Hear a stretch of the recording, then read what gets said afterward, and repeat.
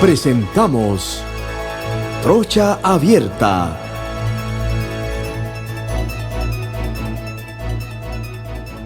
Bienvenidos a todos los que me están sintonizando a través de KW Continente a nivel nacional. Este es su programa Trocha Abierta. Estamos también en las redes sociales, en YouTube, Instagram, Spotify. Hoy, iniciando las labores de esta semana, tenemos como siempre a mi primo querido, adorado, Eduardo Castillero Lange. Buenas tardes a los oyentes de la gran cadena KW Continente. Aquí estamos pues dispuestos a compartir con los asistentes al programa. Una presentación larga. Habla tú. Y cuando digo buenas tardes nada más, entonces te pones bravo. ¿Qué vamos a hacer contigo? Bueno, tenemos al licenciado Mélito González, el oculto, porque siempre sale con la foto. Buenas, saludos a todos. Saludos a los multiversos. No deja que el público lo vea. Y hoy tenemos invitado a un amigo, a Richard Morales, que hoy es candidato a la vicepresidencia de la profesora Maribel Gordón. Y vamos a tener un conversatorio más que una entrevista, pretendiendo pues de que el público al cual él está buscando lo escuche y pues sepa cuáles son las proyecciones de la candidatura de Maribel y la suya. Es una figura nueva, que eso pues es importante. Y bueno, bienvenido Richard Morales.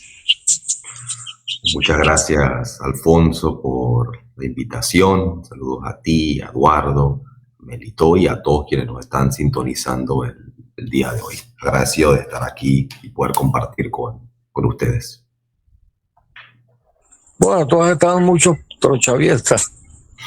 Así es. En varios Trocha Abiertas.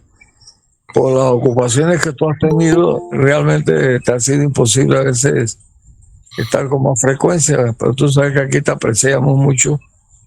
Y ve, ahí apareció Agustín Sosa Peñalba, desde algún punto de la geografía mundial. Buenas tardes amigos oyentes de KW Continente. Una vez más, dándole gracias a Dios por este día que nos regala. Bueno, Richard, mira, nosotros lo que pretendemos de los candidatos realmente es que sabemos todos los problemas que existen porque los estamos viviendo, pero los candidatos a veces no nos explican cómo resolver los problemas, y eso es lo que nosotros pretendemos. Buscar que tú nos expliques, nos digas, sí, hay problemas de la salud, sí, pero está bien, ¿qué vamos a hacer? ¿Cuál es el plan de ustedes para mejorar la salud? Hay un problema de la educación, hay un problema de inseguridad, hay un problema de salud social. Todos los problemas no los sabemos de memoria, porque se tratan a diario en los diferentes medios de comunicación. Pero en cuanto, por ejemplo, en cuanto a la minería, que es muy importante. Entonces yo quisiera que nos explicaras, en el tema del seguro social, por ejemplo, cuál es la fórmula que ustedes creen poder tener para salvar este paciente. Bueno, en cuanto a las soluciones a los distintos problemas que aquejan el país, la candidatura de Maribel presentó el Plan para la Vida Digna, siendo la única candidatura que en esta etapa del proceso electoral ha presentado un plan con posiciones firmes. Está bueno.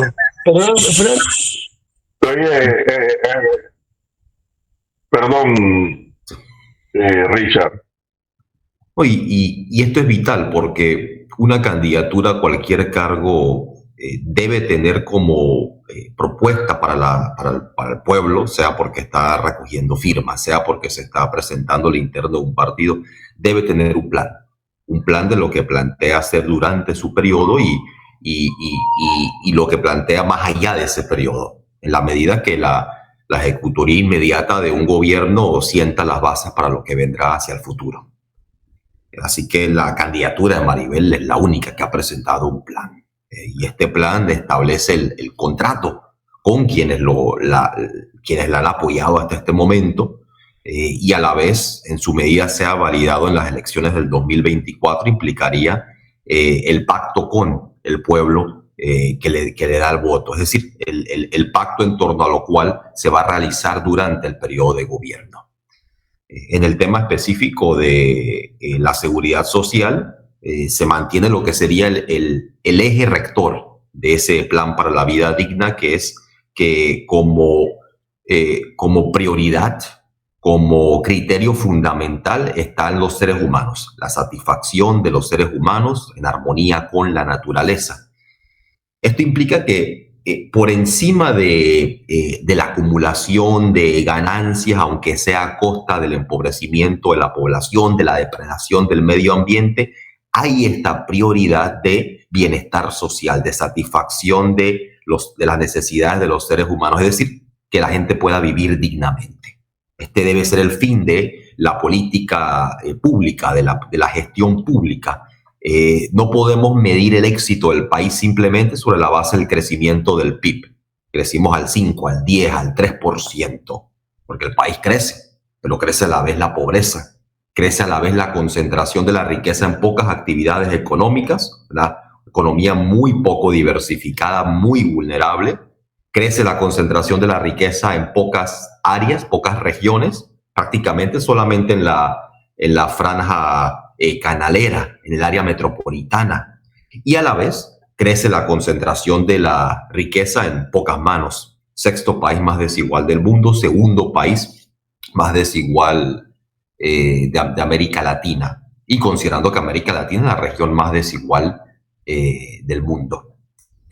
Así que uno se da cuenta que es insuficiente esta obsesión con el crecimiento y que tenemos que plantearnos desarrollo económico, es decir, una economía que crece pero con bienestar social. Y esto plantea, claro, una serie de planteamientos o de posiciones concretas respecto a las distintas áreas de la sociedad, de la economía, para lograr convertir en una realidad esta vida digna. En el seguro social, que era la pregunta específica de Alfonso, en cuanto al seguro social, se está planteando que se requiere una seguridad social solidaria, es decir, un sistema solidario de seguridad social basado en pensiones bajo el esquema de beneficio definido. Esto implica recuperar la solidaridad dentro de la seguridad social como la propuesta, que habría que destacar nuevamente que en el 2019, al igual que en la actualidad, los candidatos no están fijando posiciones respecto a la seguridad social. Se mantienen ambiguos, hablan simplemente de requerir los datos de los actuarios o el informe antes de fijar una posición. Acá hay una posición clara, que el gran problema de la Caja del Seguro Social, o por lo menos del programa de invalidez, vejez y muerte, porque efectivamente la seguridad social tiene varios programas y va más allá del sistema de pensiones. Esto es importante tenerlo presente. Seguridad social es un planteamiento que debe ser abordado de forma integral dentro de la sociedad. Pero si nos enfocamos en pensiones, tendríamos que hablar entonces de la solidaridad con un esquema de beneficio definido, recordando que en el 2005 se aprueba la ley 51, la ley de la muerte, que fue adversada por Maribel Gordón junto a los movimientos sociales en las calles en Panamá. Es decir, que también es importante destacar que Maribel es una mujer cuyas posiciones políticas ella respalda con su trayectoria. No es alguien que ahora está planteando alguna medida contra un problema porque estamos en un proceso electoral. Lo ha venido haciendo a lo largo de su vida y en cuanto a la seguridad social, fue una protagonista de esas luchas del 2005. Porque lo que sucede en el 2005 es que se divide los sistemas de pensiones en la caja en dos, en el sistema de beneficio definido, donde recibes una pensión definida. Eso significa definido, esto lo digo sobre todo para quienes nos están escuchando hoy, una pensión definida implica que tú sabes cuál va a ser el monto de tu pensión, de tu jubilación, sobre la base de una serie de criterios, principalmente tus ingresos durante un cierto plazo de tiempo. En el sistema actual, al que después del 2008 prácticamente todos los que ingresan a la seguridad social quedan automáticamente inscritos en ese sistema, se le llama mixto porque hasta los 500 es por un sistema solidario. Solidario implicaría que la nueva generación de trabajadores que está todavía trabajando es la que está pagando las jubilaciones de quienes se están pensionando. Así que hay una generación pagando las pensiones de una generación que está dejando de trabajar, que se está jubilando, y cuando esos quienes están trabajando van a jubilarse, están entrando nuevos cotizantes a pagar su jubilación. Hay una secuencia. Pero eso se rompe con la ley 51, porque cuando se crea este nuevo pilar, el mixto, que básicamente es una cuenta individual de ahorro, como estas que te dan los bancos privados. Cuando se crea este sistema de cuentas individuales, lo que termina pasando es que todos los nuevos cotizantes entran a ese sistema, donde solamente vas a tener como pensión lo que obtengas en esos ahorros, que es, según los estudios han indicado, proporcionalmente mucho menor a lo que recibirías en un sistema solidario. Es importante, las pensiones, y si vemos ejemplos regionales, estos sistemas han tendido a pagar mucho menos. Pero el eje del problema, si lo queremos ver por el déficit, hay un déficit en el sistema de pensiones, el programa de enfermedades, el programa de enfermedad. Richard, quiero hacerte un comentario, si no me molestia. Mira, la idea que tú estás planteando me parece que es efectiva. Están buscando cómo salvar la caja del Seguro Social para que estas pensiones se mantengan en el tiempo. Pero hay una parte que es muy medular, que es la parte que nadie quiere hablar o quiere atacar, que es el alto grado de corrupción por el cual el seguro está en ese déficit en este momento, precisamente porque el vandalismo político que ha habido con los fondos del Seguro Social ha llevado a esta catástrofe. Y entonces yo lo que tenemos que también es plantear, sí, las ideas son buenas, la profesora Gordón, sí, perfectamente, me parece bien plantear, recapitular, sí, todos estamos de acuerdo, pero hay un punto medular. La caja del Seguro Social es una caja política menuda de los partidos políticos o de los mismos partidos políticos, y aparte de ese desorden de corrupción que se encuentra en el Seguro Social. Esa es la parte que yo quisiera saber de ustedes, qué van a hacer con esa parte, porque de nada sirve que hagamos los movimientos que tú estás diciendo, pero no atacamos lo medular, que lo medular de la caja del Seguro Social es corrupción. No, parto diciendo que estoy de acuerdo, Agustín, que la corrupción es un problema grave en la caja del Seguro Social, al igual que lo es en todo el Estado. Termino la idea del sistema de pensiones y salto de una vez a abordar la corrupción. Diría simplemente que tener presente que la ley 51 cortó la base de nuevos cotizantes para el programa de invalidez, vejez y muerte. Es decir, que los pensionados con el sistema de beneficio definido no tienen actualmente nuevos cotizantes entrando a pagar las pensiones. Es decir, que se saboteó deliberadamente a la caja del Seguro Social y este déficit fue provocado de manera artificial, porque era claro de que no iba a estar entrando nuevo dinero a ese sistema de beneficio definido. Así que es una crisis que fue generada, ¿no? Y generada, uno pudiera decir, con una o dos intenciones, ¿no? Una que han planteado distintos sectores de la sociedad es el intento de casi que privatizar de convertir las pensiones en un negocio para la especulación de los bancos. Y hemos visto las consecuencias de eso en otros países. Cuando tú especulas con las pensiones, tu pensión queda sujeta a los vaivenes de los mercados de valores, que obviamente, como estamos viendo en la actualidad, suben y bajan de manera casi que cíclica, ¿no? Según las crisis periódicas de la economía. Y esto ha llevado a la pérdida de pensiones en distintos esquemas alrededor del mundo, que sería sumamente peligroso. Y los otros son quienes obviamente creen que la solución son las medidas paramétricas, ¿no? Subir la edad. Richard, sobre ese punto que acabas de tocar, yo tengo entendido que no hay el primer cotizante de ese sistema mixto que haya recibido un papel en el que le diga su cuenta es la número tal y tenemos registrado A, B o C. es realmente preocupante cómo se ha jugado esto con esta situación al extremo de que en la administración del ingeniero Saint Llorén se establecieron una serie de parámetros, de guías, de programas, de sistemas que al año siguiente de que salieran ellos del seguro, se dejaron de pagar los mantenimientos y se cayeron los sistemas. Entonces, nosotros estamos hablando, si los indios de estos se tiran a la calle a cerrar, yo no sé lo que va a pasar acá. Y el comentario es pertinente. La falta de acceso a la información, porque empata con lo que con el comentario que hizo Agustín, ¿no? La denuncia que hizo Agustín sobre la corrupción. En un sistema de este tipo, como el actual, que es un sistema mixto, donde en teoría tú vas generando un ahorro, tú deberías tener acceso por lo menos a esa información. Cuánto he ahorrado en el tiempo, cuánto está rindiendo ese ahorro, que nuevamente todas las estimaciones actuales indican que no va a ser mucho, pero tú deberías saber qué es eso. Incluso si es una información que instituciones mucho menores dentro del país te pueden dar. Si tú tienes algún tipo de fondo de ahorro propio o demás, en alguna otra institución del país, generalmente te lo pueden informar.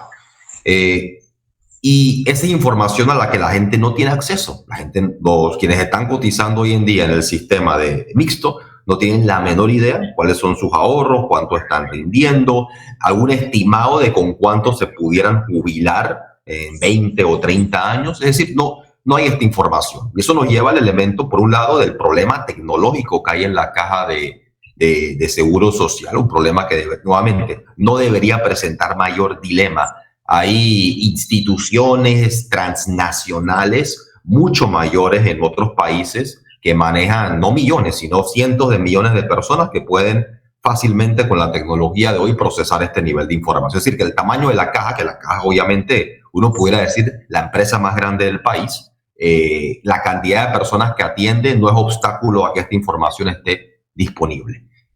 Así que evidentemente hay un tema hay una combinación de incapacidad, sin duda, de quienes han venido dirigiendo la caja, pero creo que más que incapacidad hay un elemento deliberado, pero además de corrupción, en la medida que el acceso a la información tiende a ser un arma contra la corrupción, porque en la medida que estamos enterados de lo que está sucediendo, eso nos da elementos para hacer críticas, para hacer demandas, para hacer exigencias.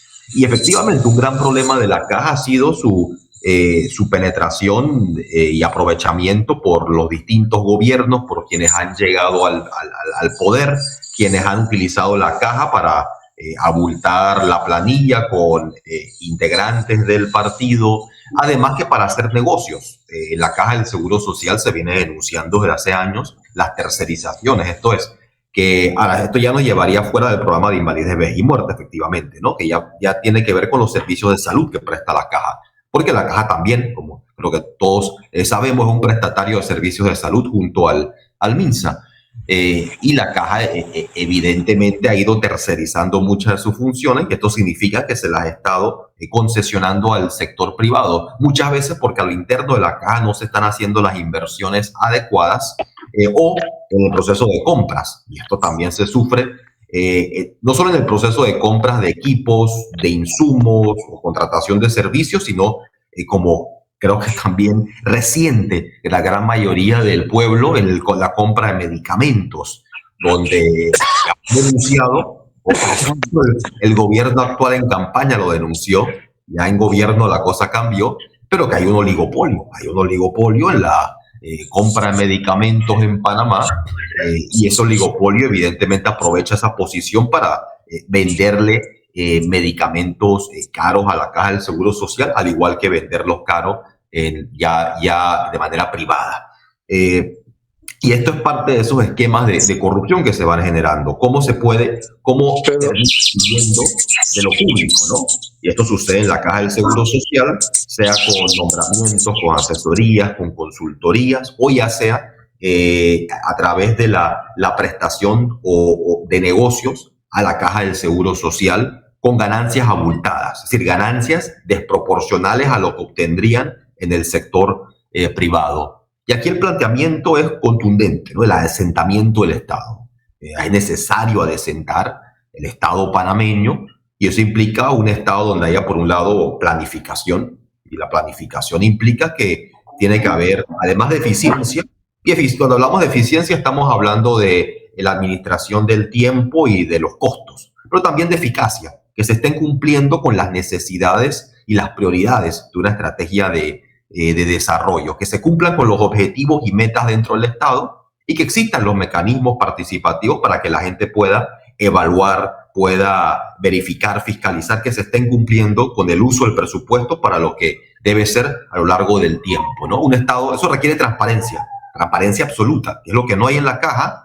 No hay acceso a la información, hay opacidad, la opacidad que permite la corrupción, y no hay planificación, hay discrecionalidad, que permita que cada gobierno en cada periodo improvise soluciones y en cada improvisación un negociado. Bueno, ahí se nombró en el gobierno de Mireya a Juanjo Bané, y lo que hizo fue nombrar miles de personas en el Seguro Social, y lo que menos se ocupó fue de arreglar el problema del Seguro Social. Yo plantearía que el tema del Seguro Social, hay un administrador que es nombrado, pero ese administrador igual está atado por la junta directiva, e igual está atado por lo que haga el gobierno central. Es decir, que el gran problema de la Caja del Seguro Social pasa por una responsabilidad no tanto directamente del administrador, de la misma forma como el Ministerio de Educación. Sí, pero Richard, el administrador no tenía, estaba amarrado, pero no para nombrar. Miles de empleados. Para eso no estaba amarrado. No, mi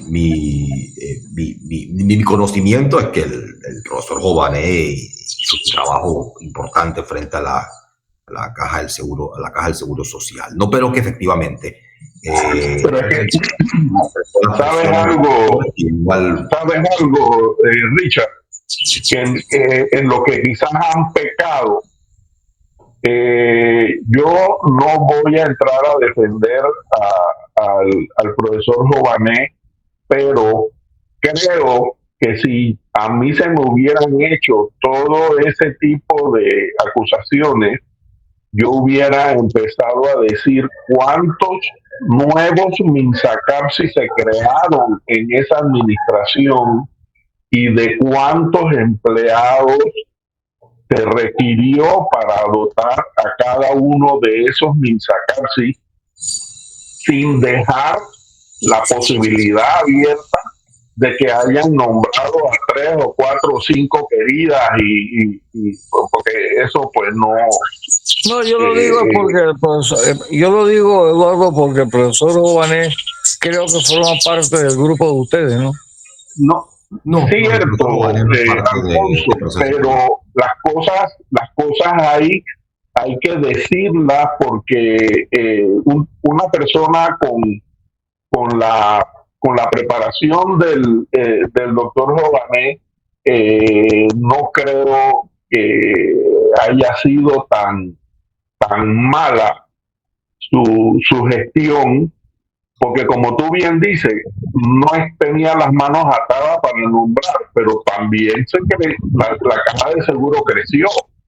Ahora, yo diría, sobre este punto, yo diría que yo no poseo en este momento los elementos para sobre esa gestión en particular, aunque sé que el profesor Jované en su momento efectivamente argumentó y defendió su gestión, ¿no? Y creo que esa información la pudiéramos buscar, pero sobre el elemento de los MINSACAPSI que menciona Eduardo, creo que en el tema de la salud esto es importante, porque yo mencioné al inicio que seguridad social es más que pensiones.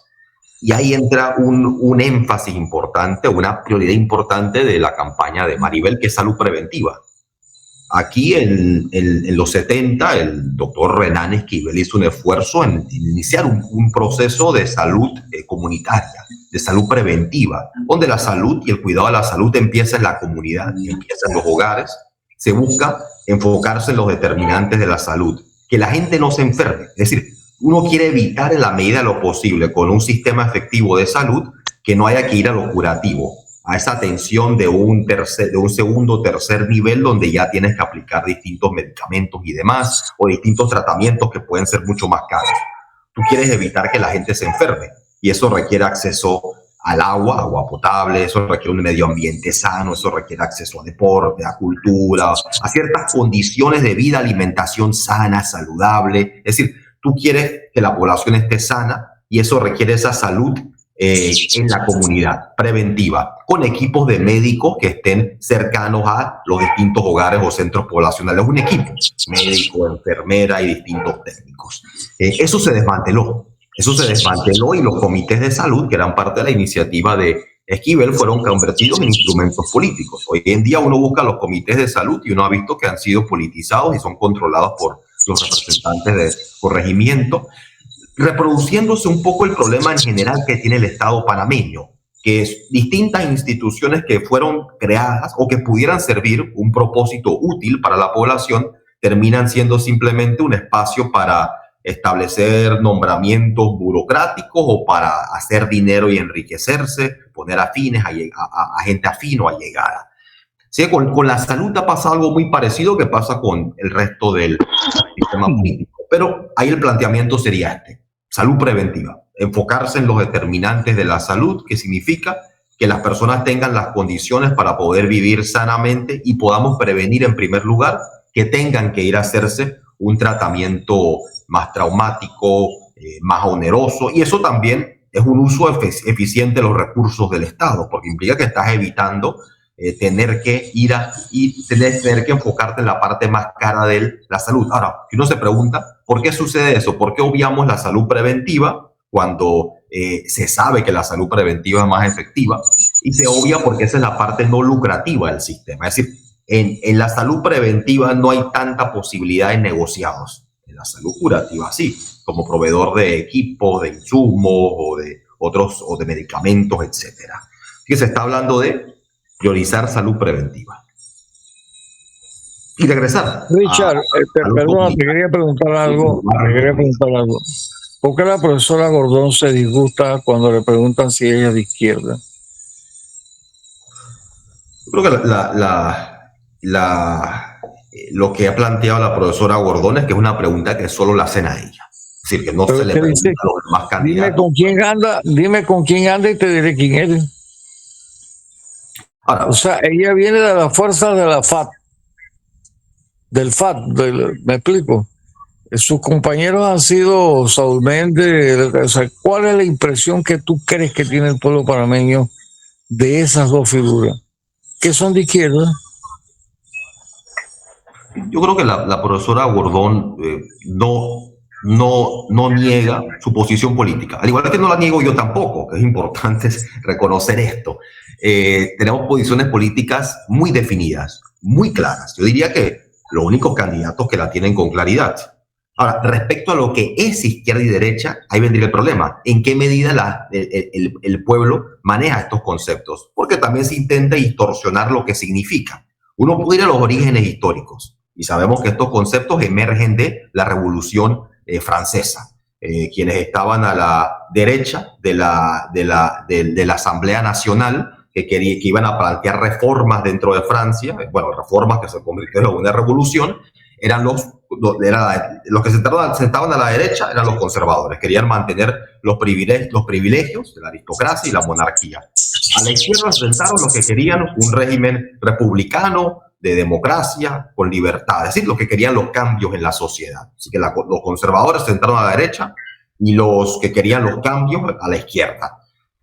Así que la pregunta sería esta: ¿quiénes quieren los cambios hoy en la sociedad? ¿Quiénes quieren una sociedad más libre, más equitativa, más justa? Serían los que están a la izquierda. Y uno pudiera plantear que izquierda básicamente significa tener una disposición, una voluntad de luchar contra la desigualdad, de luchar contra la pobreza, luchar por bienestar social, de ponerse siempre del lado de quienes son víctimas de la injusticia y no del lado de quienes son los victimarios. Y esto es muy importante. Hay una posición definida en cuanto a mi posición política y a la posición política de Maribel, de la cual ella ha sido siempre transparente. Ahora, algo muy importante, que una cosa es la posición propia, la mía, digamos, en este caso, y otra cosa es el plan para la vida digna, porque hay un plan. Ese plan tiene unas bases, tiene una serie de objetivos, tiene una base de metas, tiene los medios para alcanzarlos. Y dentro de ese plan se está planteando unidad popular, es decir, que a ese plan lo suscriben y se adhieren personas que no son de izquierda, personas que son de derecha o personas que no tienen la menor idea cuál es su posición ideológica. Honestamente, es la mayoría de la población, porque no ha pasado por un proceso de estudio o de teorización o de politización. Porque es un plan que está planteando transformaciones concretas desde la realidad panameña. Es decir, que parte de nuestra propia realidad. No es un plan que tú dices, este es un plan de derecha o este es un plan de izquierda, es un plan para unir a Panamá en torno a una estrategia de desarrollo nacional y social hacia adelante, al cual se busca que personas de distintos sectores de la sociedad puedan sumarse. Porque algo muy importante en política es que yo puedo tener mis propias posiciones, no solamente en términos ideológicos, sino en una gran cantidad de temas. Pero yo no buscaría en un gobierno imponer eso en la gestión en la gestión de gobierno. Lo que se busca establecer y lograr es lo que se planteó en el plan, lo que se ha planteado como la visión. Y por eso yo mencioné al inicio de que el plan que se está presentando sería el equivalente al pacto que estarían validando, que estaría ratificando el pueblo. Es decir, estos son sus compromisos que van a adquirir, al cual se busca que se sumen, y esta invitación la ha hecho Maribel, que quiere que está abierta a conversar y ha conversado también con el sector empresarial. Y es muy importante hablar sobre todo con el sector productivo del empresariado, los industriales, los agroindustriales y los agricultores. ¿Y por qué? Porque nos estamos hablando de una estrategia de desarrollo nacional y social que se basa en desarrollar las capacidades productivas del país, en potenciar industria, agroindustria, agricultura, porque estos son los sectores que, por un lado, generan empleo digno, con salarios justos, de calidad, estables, y son los sectores que pueden permitirle a Panamá producir con valor agregado, hacer un salto hacia el futuro, un salto más arriba en las cadenas de producción y valor a nivel global. Y también algo muy importante que nos permitiría finalmente articular e integrar el canal puerto-aeropuerto, sistema logístico multimodal con nuestros sectores productivos y con las distintas regiones del país. Porque actualmente el transporte internacional en Panamá opera como una especie de enclave, de espaldas al resto del país. Son sectores que crecen. Y uno pudiera decir que los sectores que mantienen dinamismo en Panamá es el transporte, principalmente canal, puerto, transporte aéreo, pero hay que articularlos a la actividad productiva del país. Y lograr una estrategia de articulación de estos sectores hacia las actividades productivas y hacia las distintas regiones requiere que estos sectores participen tanto en la construcción del plan, porque es un plan en construcción, es un plan abierto, al igual que en la gestión de gobierno. Se está planteando un gobierno de unidad popular. Queremos que los distintos sectores sean parte de esto porque tenemos que avanzar, y si no avanzamos, ¿qué va a suceder? Que estos son elementos de los cuales generalmente no se están hablando. Es decir, Panamá se va a quedar dentro de un modelo obsoleto ante los cambios que se están dando en el mundo. La obsolescencia, se habla de la obsolescencia en la tecnología, hablemoslo en la obsolescencia en términos de la política económica, una política económica que no responde a los cambios que se están dando en el mundo. Pero para dar unos ejemplos de eso, porque uno puede decir esto y tiene que sustentarlo. ¿Qué está sucediendo hoy en día con el canal y la falta de agua? Pero ¿qué está sucediendo también en la construcción de los buques? 20% de los buques que se están construyendo hoy en el mundo ya no caben en el canal ampliado. México está construyendo un corredor seco a través del corredor de Tehuantepec, que además de ser un canal seco, es todo un complejo industrial alrededor de ese corredor. La ACP recientemente planteó la idea de la construcción de un canal seco, o de fortalecer el existente alrededor del canal actual. Centroamérica ha venido invirtiendo en sus canales secos, sin hablar de Colombia. Es decir, que el canal va a enfrentar el problema ambiental, que ya lo está enfrentando y tiene que reducir el calado, va a enfrentar competencia, además que está cambiando la configuración del comercio. ¿Qué está planteando Estados Unidos? Está planteando lo que le llaman el nearshoring, ¿no? O friendshoring, ¿no? Que es esta idea de que quieren mover la industria fuera de Asia, fuera de China, por el conflicto geopolítico, principalmente hacia países en América. ¿Eso qué va a significar? Que el canal va a perder, que se va a reducir todo ese tráfico que existe entre la costa este de Estados Unidos y Asia. Es decir, está cambiando el mundo. Y también lo hemos visto en el sector de servicios. Panamá su modelo ha dependido históricamente de la banca, particularmente en los 70, cuando se crea el Centro Financiero Internacional. Eso se articula con los servicios legales, las sociedades anónimas y demás. ¿Qué presión ha enfrentado Panamá? Ha enfrentado la presión de la GAFI, la OCDE, en cuanto a que países que antes eran usuarios de nuestra plataforma de servicios la están ahora atacando y la están presionando. Y por más que Panamá vaya a negociar distintos acuerdos, y los está negociando, y probablemente en algún momento del futuro salgamos de estas listas, es un modelo de negocio que se ha quedado atrás en el tiempo. Lo mismo ha pasado con la zona libre de Colón y demás zonas económicas especiales. Cuando la zona libre emerge en el 49 era una singularidad en el mundo, esta zona libre de importación y reexportación. Hoy en día prácticamente todos los países tienen su zona libre y el comercio se ha vuelto más eficiente. El comercio ya no requiere tantos intermediarios porque ahora puedes manejar la información de manera automática e instantánea. Así que se saltan a los intermediarios y la zona libre es un intermediario. Tienes buques más grandes, ya no requieren ese mismo espacio de inventario que tenía ahí. Es decir, se está quedando obsoleto el modelo económico panameño y si no nos planteamos ese salto hacia adelante. Y por eso también en el plan se está planteando inversión en ciencia y tecnología, conocimiento. Las industrias del futuro son intensivas en conocimiento. Hay que desarrollar las capacidades productivas del país y esto requiere modernizar. Esto requiere un salto hacia el futuro y para este salto, para que podamos lograr modernizar, pero no solo modernizar de una manera que beneficie a unos pocos sectores, sino de manera que genere prosperidad equitativa y sostenible, necesitamos esta incorporación de los distintos sectores dentro del Estado y dentro incluso de la propia economía. Así que aquí se está planteando un plan para el futuro que viene. Yo diría que si fuéramos a plantear cómo se divide esta elección, está entre quienes se aferran al país que tenemos en la actualidad, con sus desigualdades, con la corrupción, con la depredación ambiental, y quienes están planteando que podamos avanzar hacia el futuro junto a todas y todas, de manera incluyente, de manera equitativa. Richard, nosotros nos estamos enfrentando hoy a que, por ejemplo, en la Cámara de Comercio vemos segundas y terceras generaciones de quienes pudiéramos considerar fueron los zapadores de la industria y de la economía de este país del año 50 para acá.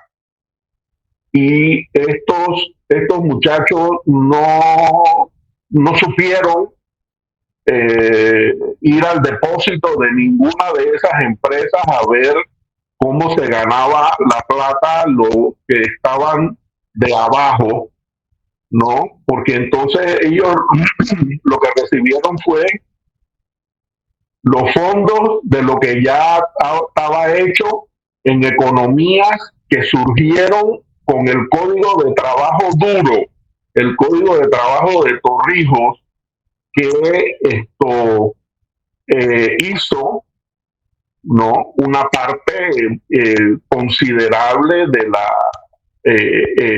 búsqueda de la igualdad en este país, ¿no? Pero ellos no saben, ellos la plata la tienen ya en los bancos, a lo mejor fuera de Panamá, todos más preocupados de la tarjeta verde que de lo buen aspecto que pueda tener su cédula.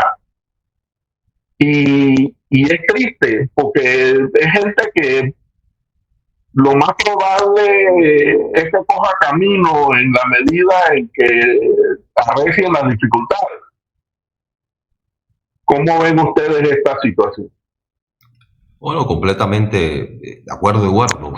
Si uno, y esto tiene que ver incluso con la naturaleza del modelo panameño, en la medida que se fue estancando la industria, que el Estado desfavoreció a la industria y a la producción nacional, muchos de los, digamos, de los herederos de este sector industrial, de estas empresas, fueron vendiendo o abandonando sus empresas. La mayoría de la industria nacional hoy en día ha sido vendida a capitales extranjeros. Eso es algo que habida cuenta de que industria no es doblar una lámina plana de metal y convertirla en hoja de zinc.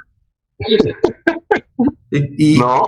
Y efectivamente, y lo que ha venido pasando es que esos dineros de la venta de las empresas las han invertido en la especulación inmobiliaria, ¿no? En construir plazas comerciales, torres de apartamentos, de oficinas. Ahora hay una sobreoferta de oficinas, por ejemplo, y la especula, o incluso proyectos hoteleros cerrados y demás. Es decir, la única sobreoferta que no hace que los precios bajen. Sí, que nos lleva a otros problemas de fondo que tiene el sector, ¿no? Los precios no bajan a pesar de esa sobreoferta, que nos lleva al déficit habitacional, la dificultad que tienen particularmente los jóvenes en acceder a una vivienda hoy en día, en tener los requerimientos para recibir una hipoteca de un banco, y si la reciben, que esa vivienda esté cada vez más lejano de sus centros de trabajo, es decir, en las periferias de la ciudad. Ahora, esto nos lleva también a, son problemas que habría que, cuando uno hace el análisis, creo que esto es fundamental, ¿no? Y gran parte de la industria en Panamá surgió sobre la idea de ser un proveedor esto ya en mediados del siglo pasado, de proveerle a la zona del canal, de venderle a los estadounidenses. Ya sin los estadounidenses, aquí era vital desarrollar el mercado doméstico, el mercado interno para esta industria, pero también generar la capacidad de exportación. Y si uno estudia las políticas que implementaron países, por ejemplo, del sudeste asiático, si uno ve, por ejemplo, el caso de Corea del Sur, o si uno ve el caso de Singapur, o si uno ve el caso incluso de China, estos son países muy distintos, o Japón, estos son países muy distintos al nuestro, evidentemente, por muchos motivos. Pero ellos invirtieron en sus industrias, con el Estado jugando un papel activo, hasta que tuvieran la capacidad de competir dentro del mercado mundial. Latinoamérica, y aquí lo extiendo a Latinoamérica y Panamá incluido, tendría que aprender de estas experiencias, de cómo lograr estos niveles de eficiencia y de avance tecnológico para que nuestra industria pueda proveer dentro de la nación panameña, y en el caso particular de los alimentos, para que eso asegure soberanía y seguridad alimentaria, pero también dentro del mundo, ¿no? Y en el tema específico de la seguridad y salud alimentaria, ahí habría que destacar que si observamos lo que está planteando el gobierno actual, está planteando tratar de renegociar unos rubros del Tratado de Libre Comercio. Oye, antes que se me vaya, Richard, el tema de la minería. Sí, efectivamente. Sí, lo que decía del Tratado de Libre Comercio, brevemente para poder ir a minería, es simplemente, se firmó un tratado, este tratado implicaba una desgravación, se reducen los aranceles a distintos rubros, hoy en día están a punto de desgravarse completamente, y Estados Unidos va a poder exportar a Panamá carne de cerdo, carne de pollo, carne de res, y los productores de estos sectores en Panamá están desesperados, ¿no? Y esto es nuevamente el resultado de la falta de planificación de los gobiernos y de que no hubo una política adecuada de apoyo a los sectores productivos de la economía. En minería.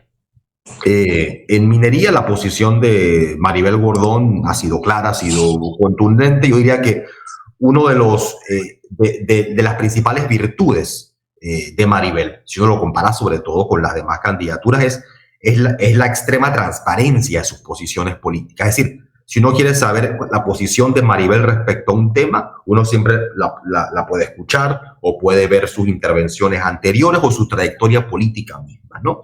Y a esto me refiero en que Maribel, junto al resto del movimiento popular, ha estado anteriormente en las calles luchando contra las distintas políticas mineras, ¿no?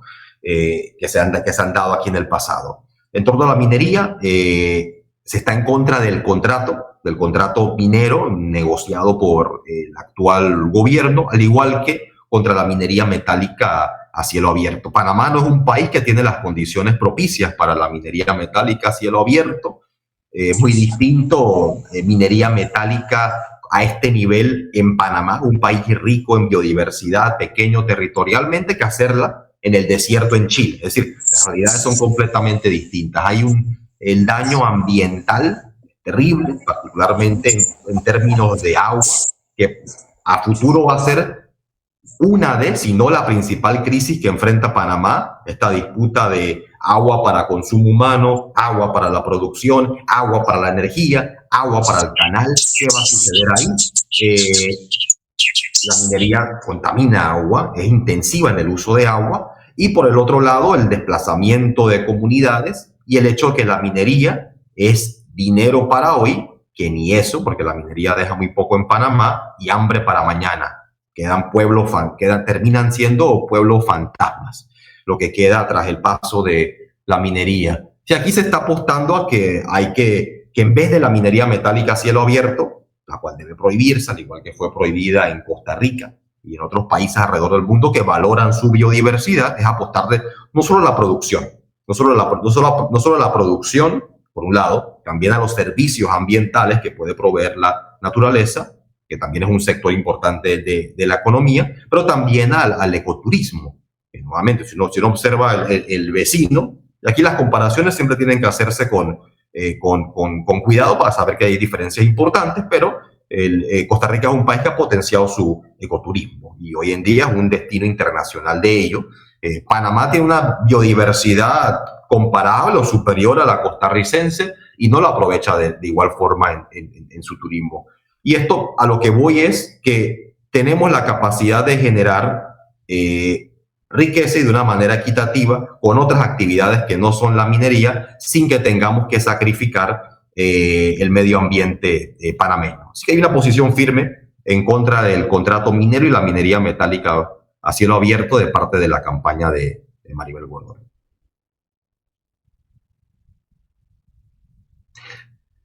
Y plantearía que los movimientos sociales, esto ya va más allá de la propia campaña en sí, los movimientos sociales se van a oponer a la firma de ese contrato en la Asamblea Nacional, el movimiento ambientalista panameño, y esperemos que logre vencer el pueblo, y no los intereses de quienes han negociado un contrato que es adverso a los intereses nacionales.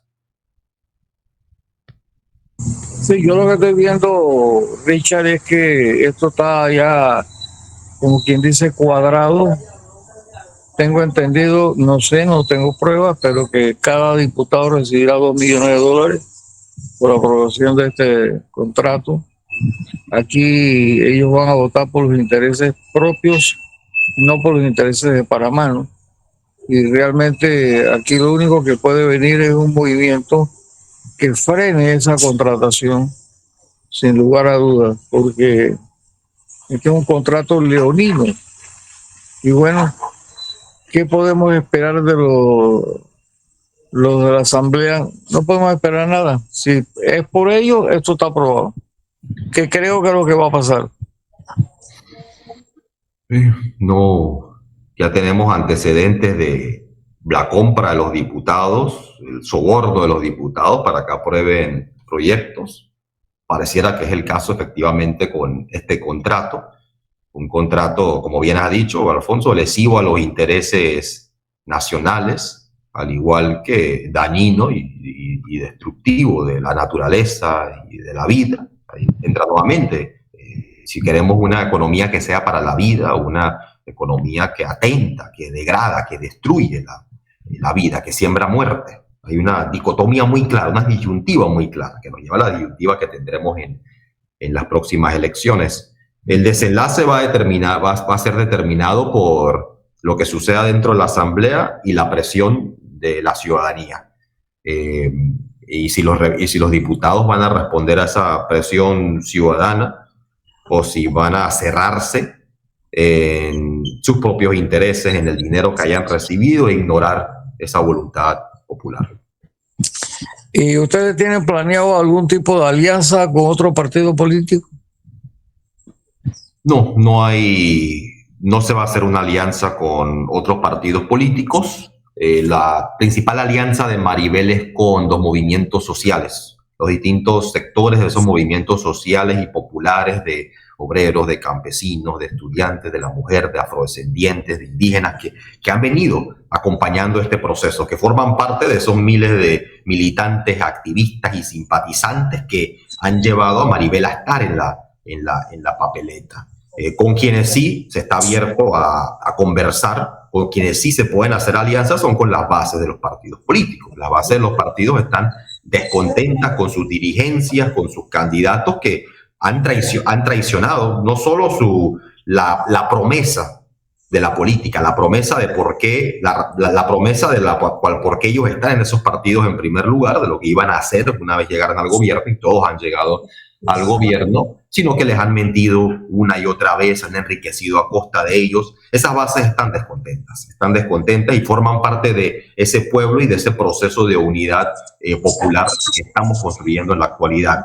Se ha conversado con muchos candidatos de libre postulación también. Hay candidatos que ya son afines y que vienen caminando con la profesora Maribel durante este proceso, durante este tiempo. Y también hay otras candidaturas que han alcanzado las firmas y que también simpatizan con Maribel y se adhieren al plan de la vida digna. Porque es muy importante esto, sean las bases de partidos políticos, sean candidatos a libre postulación, alcalde, diputado, representante, o sea un ciudadano de a pie, la base de ese trabajo en conjunto no es solamente simpatía personal hacia Maribel o hacia mí o hacia alguna otra figura, sino que es que se están ingiriendo y formando parte de un proceso colectivo. Se están ingiriendo un plan para transformar este país. Y en la medida que hay personas que se adhieran a ese plan, que se suscriban a una visión de país, en esa medida ahí se establece una base para una alianza. A diferencia lamentablemente, Richard, el tiempo se nos fue. Y vamos a tener que despedirnos de nuestros oyentes a nivel nacional. Te agradecemos, Richard, haber estado aquí con nosotros. Tú sabes que las puertas las tienes abiertas. Estuvieron aquí el primo Eduardo Castillero Lañe, Agustín Sosa Peñalba, Mélito Rodríguez, este servidor Alfonso Castillero Ortiz, conde del Vigo, y Richard Morales. Gracias, Richard, por atendernos la llamada. Agradecido por la invitación y les deseo a todos unos muy buenos días y a todos quienes nos han estado sintonizando. Gracias, hasta mañana entonces. Hasta mañana, si Dios lo permite.